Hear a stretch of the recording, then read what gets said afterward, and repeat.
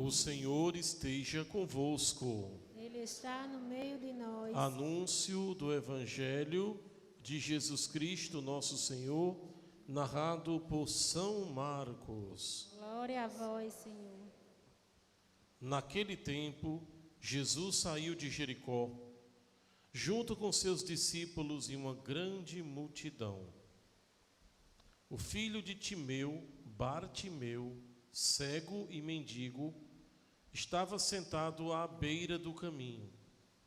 Quando ouviu dizer que Jesus, o Nazareno, estava passando, começou a gritar: Jesus, filho de Davi, tem piedade de mim. Muitos o repreendiam para que se calasse, mas ele gritava mais ainda: Filho de Davi, tem piedade de mim. Então Jesus parou e disse: Chamai-o. Eles o chamaram e disseram: Coragem, levanta-te, Jesus te chama. O cego jogou o manto, deu um pulo e foi até Jesus. Então Jesus lhe perguntou: O que queres que eu te faça? O cego respondeu: Mestre, que eu veja. Jesus disse: Vai, a tua fé te curou. No mesmo instante ele recuperou a vista e seguia Jesus pelo caminho. Palavra da salvação. Glória a vós. Aplaudir com força. Vamos cantar?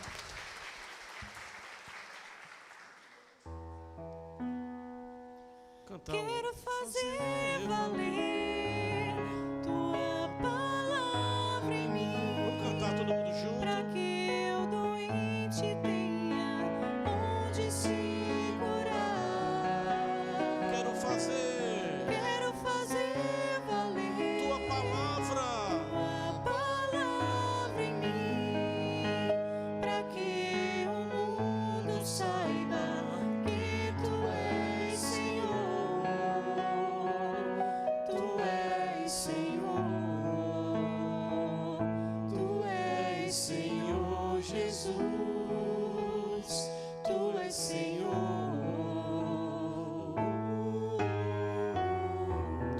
E o Ministério de Música vai continuar, e eu convido você agora a fechar os olhos, porque eu quero iniciar essa pregação com uma oração. Hoje Bartimeu teve sua prece alcançada, porque transformou o coração em oração.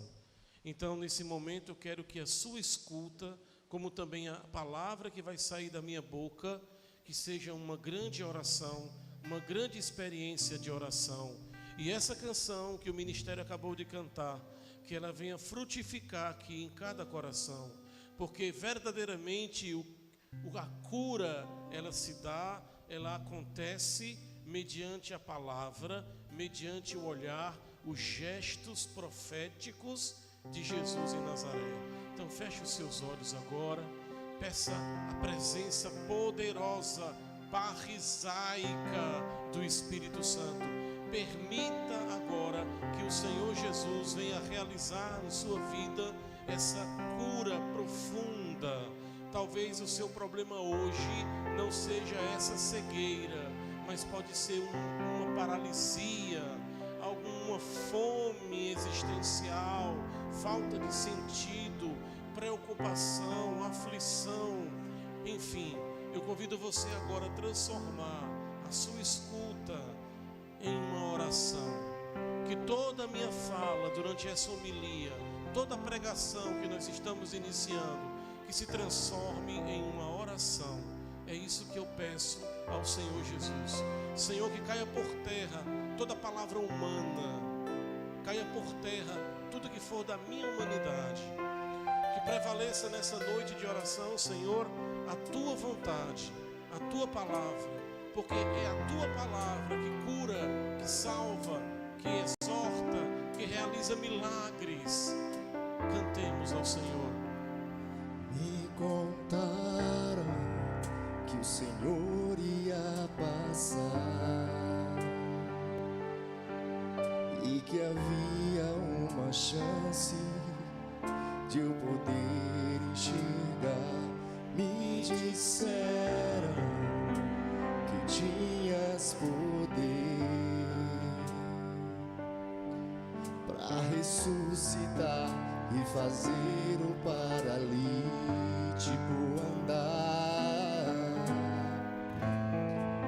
Renasceu dentro de mim a fé que há muito eu já não tinha. Eu senti meu coração arder e eu gritei para o Senhor me responder.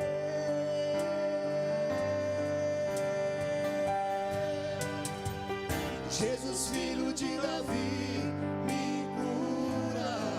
És o Santo de Israel. Diante de ti a tempestade se cala. Meu Deus, honra minha fé. Jesus, filho de Davi, me cura. És o Santo de Israel. Diante de ti a tempestade se cala. Meu Deus, honra minha fé.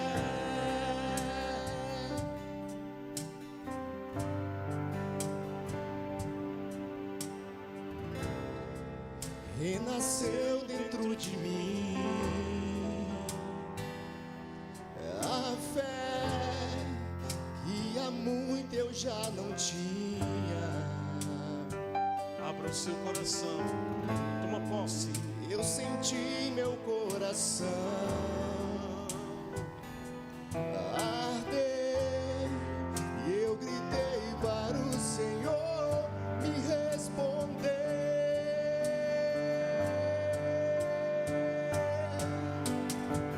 Jesus, filho de Davi, me cura. És o Santo de Israel. Diante de ti a tempestade se cala. Meu Deus, honra minha fé. Jesus, filho de Davi, me cura. És o Santo de Israel. Diante de ti a tempestade se cala. Meu Deus, honra minha fé. Amém. Que toda a sua escuta, que toda a palavra proclamada seja hoje uma grande oração. Diga amém. Hoje no Evangelho, Jesus, ele se encontra na cidade de Jericó. Ao todo, na Sagrada Escritura, foram 35 milagres de Jesus. Lucas, somente o Evangelho de Lucas, nós vamos ver mais ou menos 14 curas milagrosas. O que aconteceu hoje na vida de Timeu foi de fato uma cura milagrosa, e vocês vão entender daqui a pouco. Mas eu quero, nesse primeiro momento da pregação, uma pregação oracional, o ministério vai cantar daqui a pouco de novo, ficarmos atentos, porque Jesus está na sua última viagem a Jerusalém. É a viagem da morte, é a subida para a morte, está encerrando a sua atividade missionária, sua última missão, últimas semanas. E no entanto ele está em Jericó. Jericó fica a mais ou menos 45 quilômetros de Jerusalém. Quem sabe um dia e meio de caminhada, nos padrões daquela época. E Jericó é uma cidade muito famosa porque a Sagrada Escritura nos revela que coisas extraordinárias aconteceram lá. Particularmente o Evangelho, e o Evangelho de Lucas nos revela que uma figura muito famosa teve lá um encontro com Jesus. Jesus em Jericó, ele encontrou em cima de um sicômoro, uma figueira, um homem chamado Zaqueu. Jericó é a cidade mais velha do mundo. Já existia 9.000 anos antes de Cristo. Encontramos registros de Jericó. Essa cidade mais velha, também eu posso aqui ver a prefiguração do homem velho, carcomido pelo pecado. Mas Jericó não é só a cidade mais velha. Jericó é a cidade que fica situada no nível mais baixo, 258 metros abaixo do nível do mar. Interessante porque Lucas ele é enfático quando descreve Zaqueu, um homem de baixa estatura. Jericó é a cidade, o nível mais baixo em relação ao mar. Podemos também aqui ver um certo sentido figurado. Não podemos nos render à baixeza das paixões. Jericó também é a cidade das fortalezas que precisam ser vencidas, superadas. Normalmente, quando nós passamos por algum tipo de provação aqui na comunidade, é muito comum escutar vozes dizerem assim: Padre, vamos fazer o cerco de Jericó. Fortalezas que precisam ser vencidas, derrubadas. E eu quero que você comece aqui a pensar o que precisa ser vencido em você, o que precisa ser superado em você, o que você precisa superar, quais os obstáculos que você precisa vencer, o que existe em você de velho que precisa ser expulso, exorcizado. Mas também eu posso dizer que Jericó é a cidade dos gigantes amaldiçoados. Recebeu essa tradição dos antigos, a cidade das gigantes maldições. E aí a gente começa a pensar: jugo hereditário, interdito, palavras e maldição, ciclo vicioso. É uma terra pagã, porque Jericó é a cidade da lua, a cidade dos cultos idolátricos. Portanto, Jericó é a prefiguração do homem que permanece nas trevas, é a prefiguração do homem velho, baixo, carcomido pelo pecado, marcado pela prática de idolatria. E hoje, que notícia maravilhosa, nós encontramos Jesus em Jericó. Esse mesmo Jesus que no Evangelho de João, no capítulo 8, no versículo 12, nos diz: eu sou a luz do mundo. É essa luz que você precisa. Talvez muitos que estão aqui na missa hoje, talvez muitos aqui ainda estejam em Jericó e não se perceberam ainda. Eu posso também entender Jericó no seu aspecto místico, espiritual, profundamente negativo, porque arraigado no espírito das trevas. Quantos aqui não permanecem ainda cegos? Nós vamos entender isso daqui a pouco. Eu poderia também aqui, como introdução dessa pregação, antes mesmo de entrar no Evangelho, se faz necessário aqui a gente conversar um pouquinho sobre qual é o sentido, qual é o significado da cegueira na Bíblia. Eu quero de antemão dizer a você que não se trata apenas de uma cegueira fisiológica. No próprio Evangelho de Marcos, no capítulo 8, nós vamos encontrar uma cura, a cura do cego de Betsaida. Por sinal, uma cura meio complicada, intrigante. Nós vamos encontrar em João, no capítulo 9, a cura do cego de nascença. E ali uma grave advertência de Jesus: vejo que tu estás enxergando, fostes curado, toma cuidado, porque algo pior pode acontecer contigo. Nós vamos também encontrar na Sagrada Escritura um grande apóstolo, que se chama Paulo, que após a sua queda do cavalo no caminho de Damasco, porque a luz invadiu a sua vida, a luz transfigurou a sua alma, esse homem se refugia numa casa e dias depois é encontrado por Ananias, porque havia ficado 3 dias na cegueira. Nós vamos também encontrar Em Sofonias, capítulo 1, versículo 17, o profeta pós-exílico dizer que todos aqueles que vivem como errantes, todos aqueles que desagradaram o coração de Deus, agora viverão como almas aflitas e permanecerão na cegueira. Sofonias, capítulo 1, versículo 17. Mergulharei os homens na aflição, e eles andarão como cegos, porque pecaram contra mim, diz o profeta. Portanto, cego é aquele que peca. Cego é aquele que não sabe discernir entre o bem e o mal. Cego é aquele que vive seduzido pelo espírito mundano.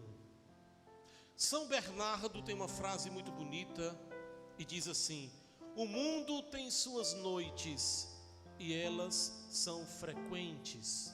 Interessante porque na Sagrada Escritura o termo noite, sobretudo na teologia joanina, sempre prefigura o tempo das trevas. João tem essa característica, trabalha os binômios, noite e dia, luz e treva. Bernardo vem aqui dizer: o mundo tem suas noites e elas são frequentes. Existe um outro personagem bíblico muito famoso chamado Nicodemos, situado no capítulo 3, versículo 1 e 2 do Evangelho de João. Nicodemos era um homem rico, influente socialmente, líder religioso, fariseu, membro do Sinédrio, doutor nas Sagradas Escrituras e respeitado na sociedade. No entanto, por medo dos judeus, vai ao encontro de Jesus durante a noite, sem se dar conta que existia dentro de si uma escuridão muito maior. E aquele homem, doutor nas Sagradas Escrituras, escuta de um humilde carpinteiro da Galileia, que nunca frequentou as escolas rabídicas, ele escuta Jesus dizer: você precisa nascer de novo, por isso você é um cego. Com base nessas informações bíblicas, eu quero perguntar aqui a você: você se reconhece como um cego? Que tipo de cegueira existe hoje em você?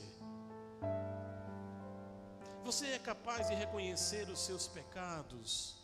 O primeiro passo para sermos curados, da mesma forma que Bartimeu foi curado, é reconhecer-se como cego. Muitos não reconhecem. Muitos permanecem fechados.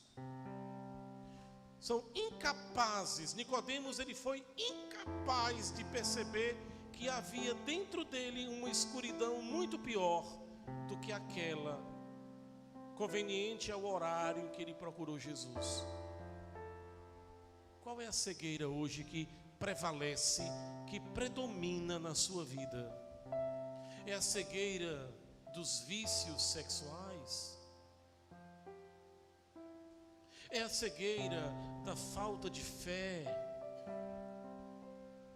Quais? E ouso aqui também levantar outras questões. Se existe em você um vício e você não consegue se libertar deste vício, é sinal de que você não é livre. E quem não é livre, interiormente falando, sucumbe a um determinado tipo de cegueira, porque é incapaz de se permitir na luz. Só a luz nos liberta. Ergo em mim, anihum, quer dizer, eu sou. Eu sou o quê? Eu sou a vida eterna. Eu sou o bom pastor. Eu sou o pão da vida. Eu sou a luz do mundo. Está na Escritura. Mas também aqui se faz necessário a gente conversar um pouquinho sobre esse conceito de luz. Já que nós falamos sobre cego, é importante falar sobre a luz. E Jesus, ele diz: eu sou a luz do mundo. No princípio da criação, a primeira palavra que Deus pronunciou: haja luz. Portanto, Ele é a luz, Deus é a luz, mas também Ele é o Criador da luz. De modo que nós fomos feitos por meio, fomos feitos, plasmados, configurados nessa luz. Nós não nascemos para viver nas trevas, na escuridão. A treva não é uma força de oposição. A treva, ela é a ausência de luz. É interessante salientar, destacar essa diferença. São João diz aqui o seguinte, no capítulo 3, versículo 19 e 20. Ora, este é o julgamento de Deus. A luz veio ao mundo, mas os homens amaram mais as trevas do que a luz, porque as suas obras eram más. E o Verbo se fez carne e armou a sua tenda entre nós.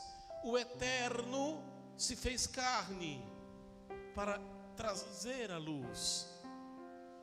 Mas o que fizemos com ele? Nós o crucificamos. Nós rejeitamos essa luz, porque as nossas obras, elas não foram boas. Mas São João continua dizendo aqui: a maior cegueira que existe na humanidade, ela é produzida pelas paixões. Na verdade, São João não, Santo Agostinho. A maior cegueira que existe na humanidade é aquela produzida pelas paixões. Paixão, no sentido bíblico, é tudo aquilo que ele escraviza, é tudo aquilo que sufoca a sua liberdade, é tudo aquilo que impede você de ser você. Vamos usar uma linguagem mais técnica: sequestro da subjetividade e o desafio de ser pessoa.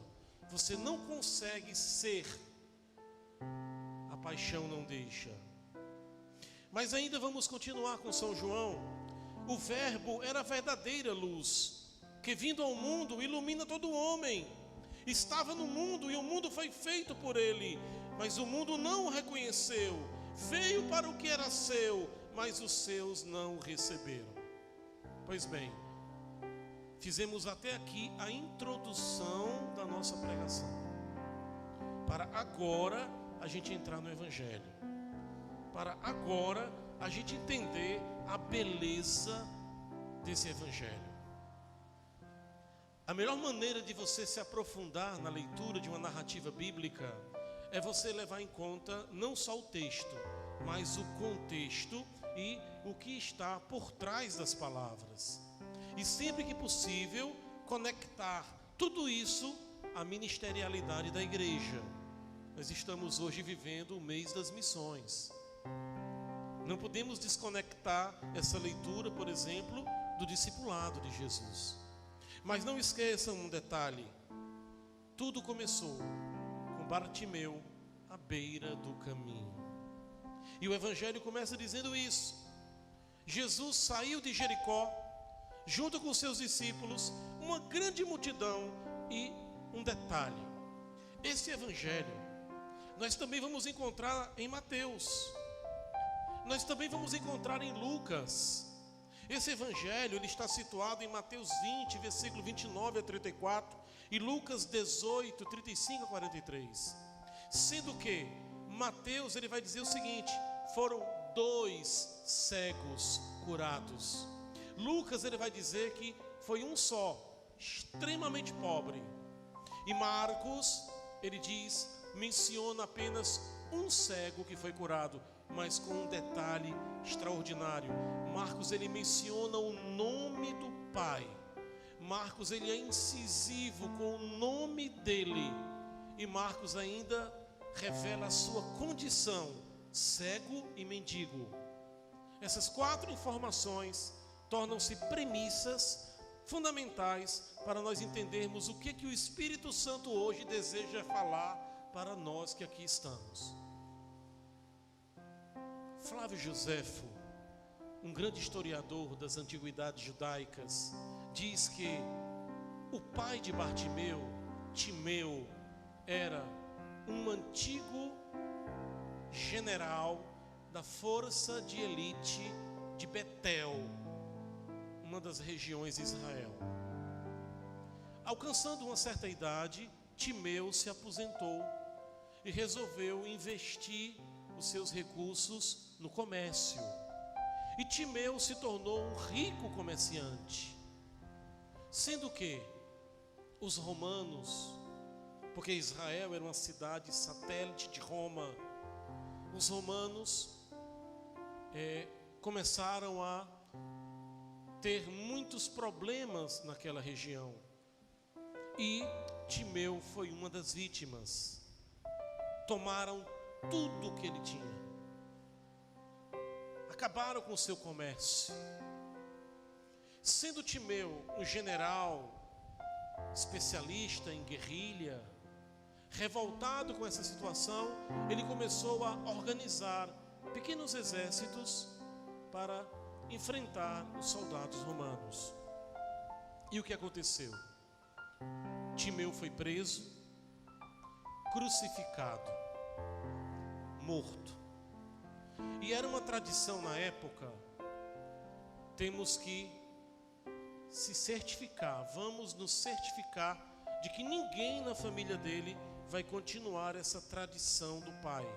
Normalmente quebravam as pernas dos filhos ou então furavam os olhos para servir de exemplo intimidatório na sociedade, mas eles não matavam. E muito provavelmente Bartimeu sofreu esse ato de violência. Furaram os olhos dele. Marcos, em momento algum, ele diz que Bartimeu era cego de nascença. Diferente do capítulo 9 de São João, Bartimeu, ele enxergava. Alguma coisa aconteceu e ele perdeu a visão. Essa é uma teoria que eu acho bem convincente. Furaram os olhos dele. E sendo completamente descartado da sociedade, se tornou um mendigo, porque perdeu tudo que tinha, tornou-se incapaz de trabalhar, de produzir, começou a viver à beira do caminho. É essa a introdução do Evangelho. Bartimeu era um homem que gozava de uma situação financeira louvável, no entanto,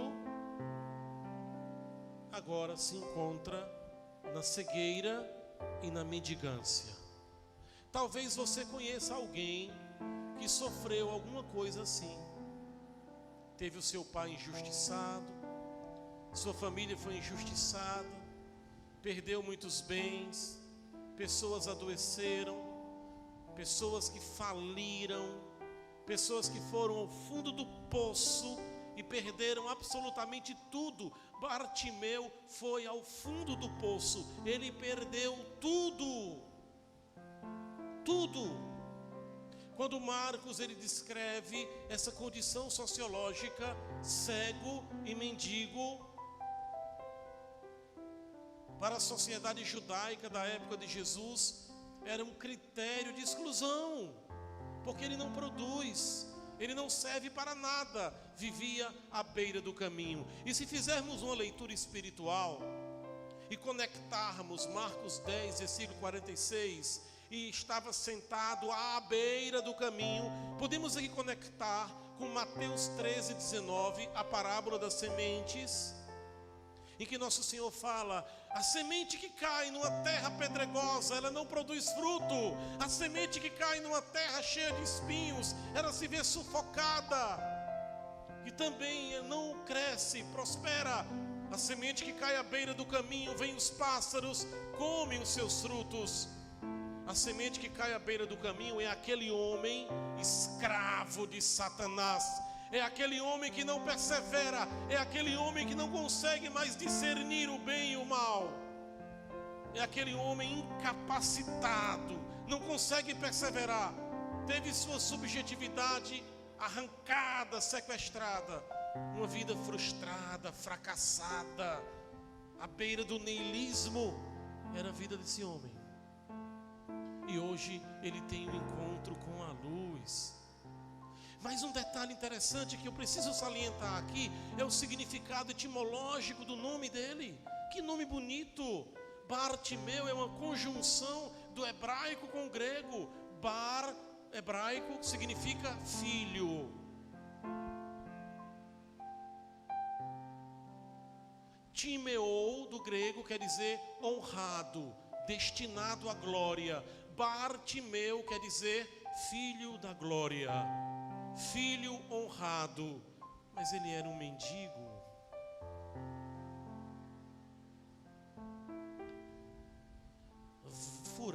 Vazaram os olhos dele.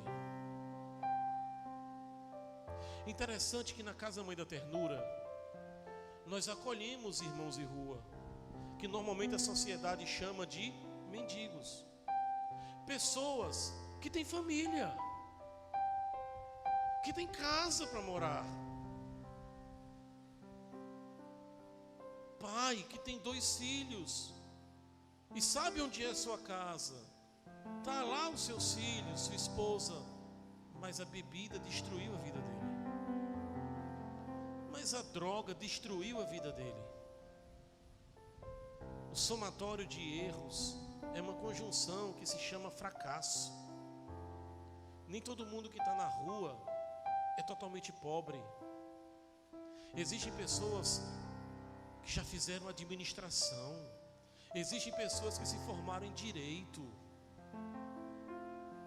Existem pessoas que já trabalharam em fábricas, que têm capacidade de produzir, mas a sua estrutura psíquica colapsou. O seu psiquismo foi totalmente desestruturado por causa do vício, da cegueira, das paixões. A pior cegueira, qual é? É aquela produzida pelos vícios, pelas paixões. Talvez dentro de casa você convive com alguém assim. Você ama o seu marido, mas a bebida está destruindo o seu casamento. Você ama a sua esposa, mas um determinado vício que ela tem está destruindo o seu casamento. O primeiro passo para a cura interior é: eu preciso reconhecer essa verdade. Existem coisas que precisam mudar aqui dentro, e eu preciso dar esse passo. Reconhecer o que sou, reconhecer que errei, que estou errado, reconhecer que vazaram os meus olhos, furaram os meus olhos, e hoje eu me sinto incapaz de enxergar a luz. Eu me afastei de Jesus. A pior cegueira é o distanciamento de Jesus. Será que nós somos cegos? Hein? Será que nós somos cegos? Tá bom de parar um pouquinho, refletir sobre tudo isso.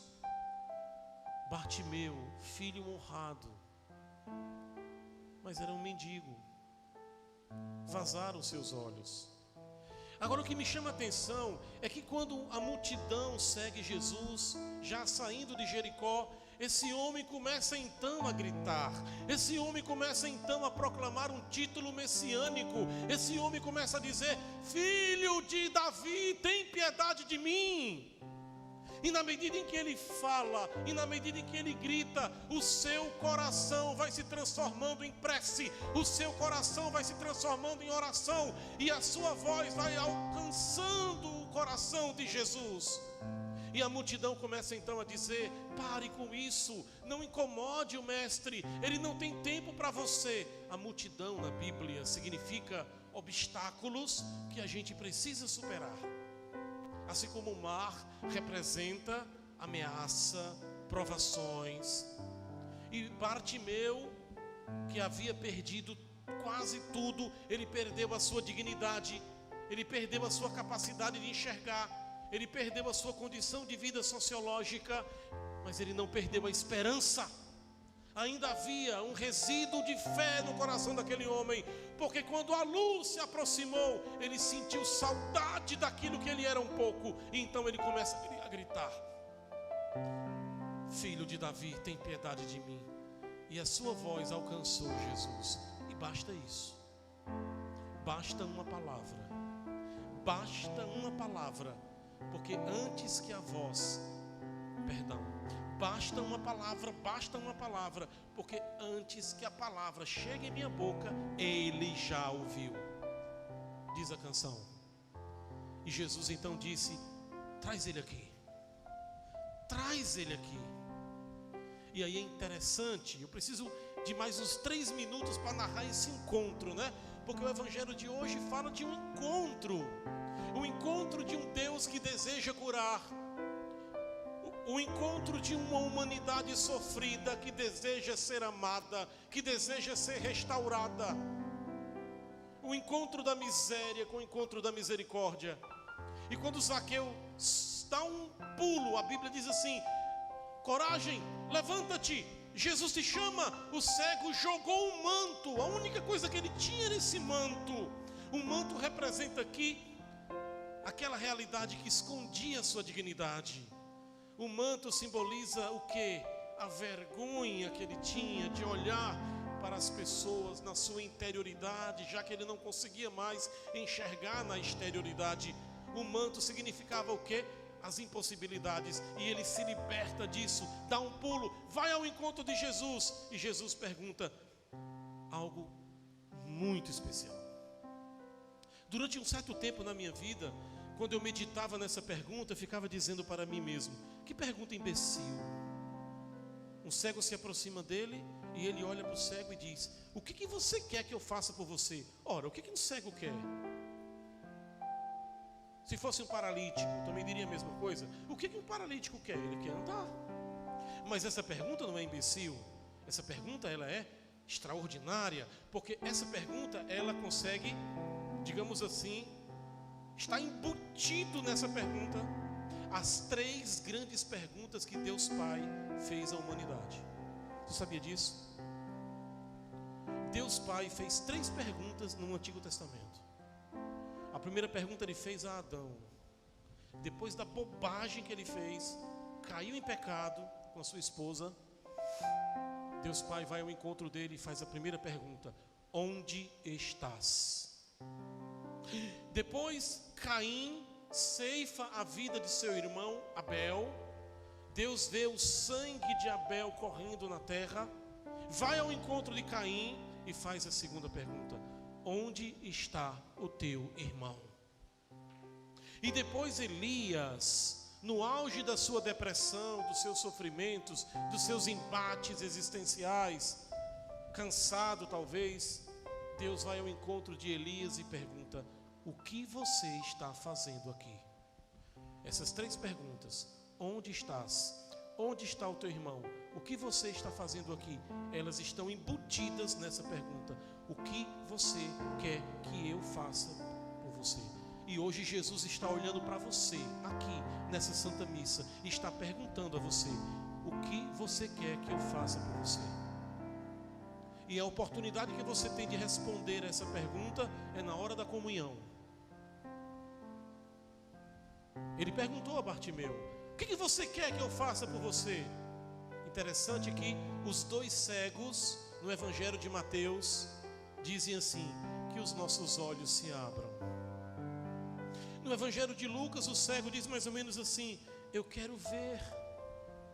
Mas no Evangelho de Marcos, se você for se fundamentar na tradução original e não na que está escrito aqui, porque o que está escrito aqui é muito simples. Jesus perguntou: o que você quer que eu faça por você? E ele respondeu: que eu veja. Mas a tradução original, a Bíblia na sua originalidade, ela foi escrita em grego, hebraico, aramaico. Na tradução original, quando Jesus vai ao encontro, aliás, quando Bartimeu vem ao encontro de Jesus e escuta o seu questionamento: o que você quer que eu faça por você? Bartimeu disse para Jesus: que os meus olhos alcancem que eu alcance o teu olhar. Sendo mais fidedigno ainda, Bartimeu disse o seguinte para Jesus. Olha que coisa linda. Eu vou ter que ler aqui, porque quando fiz a tradução, eu achei tão bonito, minha Nossa Senhora, que eu levante o meu olhar para ti. Bartimeu, o que você quer que eu faça por você? E ele foi até Jesus e disse: que eu levante o meu olhar para ti. Ou seja, ele não queria só uma cura física. Ele não queria uma transformação no seu fisiológico. Ele queria muito mais que o meu olhar. Está aqui. Que eu levante o meu olhar para ti, para a tua direção. Que eu levante o meu olhar para ti, para a tua direção. Que eu levante o meu olhar para ti, para a tua direção. Por isso que também aqui ele foi curado na alma. E por ter sido curado na alma, veja bem, ele começa o evangelho à beira do caminho. E como ele termina o evangelho? No mesmo instante, recuperou a vista e seguia Jesus pelo caminho. Bartimeu se torna um modelo de seguimento. Ele se torna um discípulo. E eles resolvem então seguir Jesus na sua hora mais difícil. São Beda nos diz que Bartimeu aqui alcançou a graça porque ele elevou o seu coração em oração, transformou o seu coração em prece. Que eu erga o meu olhar para ti. Dizer isso para Jesus não é a mesma coisa que dizer eu quero enxergar. Querer enxergar é muito pouco. Agora dizer que eu erga o meu olhar para ti, em tua direção, é também dizer eu quero viver contigo, eu quero seguir os teus passos, eu quero ser teu discípulo. Vamos fechar os olhos agora? Vamos rezar para finalizar essa pregação. Vamos rezar com essa canção, pedir ao Senhor que venha operar milagres, prodígios. Senhor, que eu erga o meu olhar para ti. Não importa o que agora está acontecendo na sua vida, não importa o que falta. O que importa é, Senhor, que eu erga o meu olhar para ti. Erga agora o teu olhar para Jesus. O que importa é o que Ele quer dizer, para onde Ele vai te levar, o que Ele quer fazer na sua vida.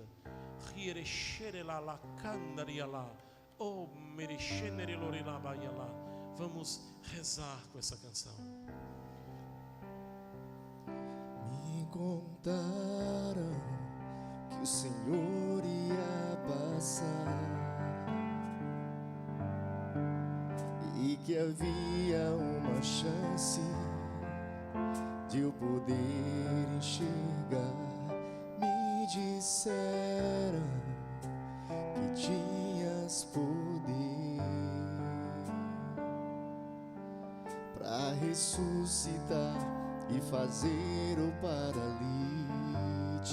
andar. Renasceu dentro de mim a fé que há muito eu já não tinha. Eu senti meu coração arder e eu gritei para o Senhor me responder.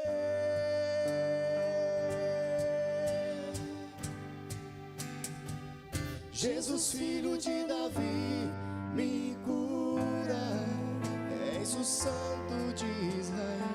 Diante de ti a tempestade se cala.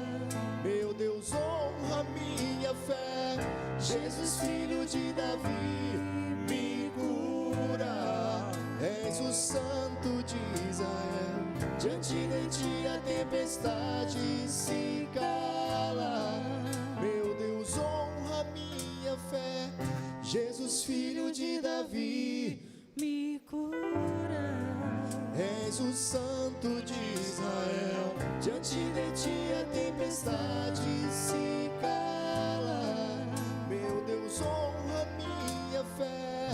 Jesus, filho de Davi, me cura.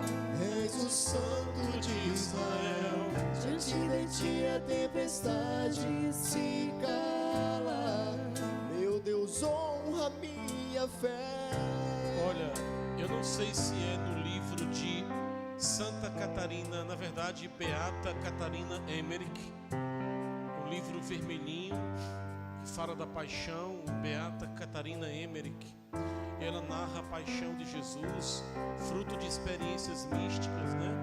E Catarina Emmerich, ela disse que Bartimeu visitou Nossa Senhora no sábado santo. Ele foi até a casinha dela e foi um encontro emocionante. Ele chorou muito, disse Catarina Emmerich, porque lá ele disse a Nossa Senhora tudo que Jesus tinha feito na vida dele em Jericó. Quem tiver a oportunidade de ler esse livro, é a paixão, morte, a ressurreição de Jesus. É um livro muito, muito bonito, místico, né? O encontro de Bartimeu com Nossa Senhora, muito bonito, vale a pena. Amém. Vamos ficar todo mundo de pé, cantar o refrão pela última vez. Jesus, filho de Davi, canta. Jesus, filho de Davi, me cura. És o Santo de Israel. Diante de ti a tempestade se cala. Meu Deus, honra minha fé. Jesus, filho de Davi, me cura. És o Santo de Israel. Diante de ti a tempestade se cala.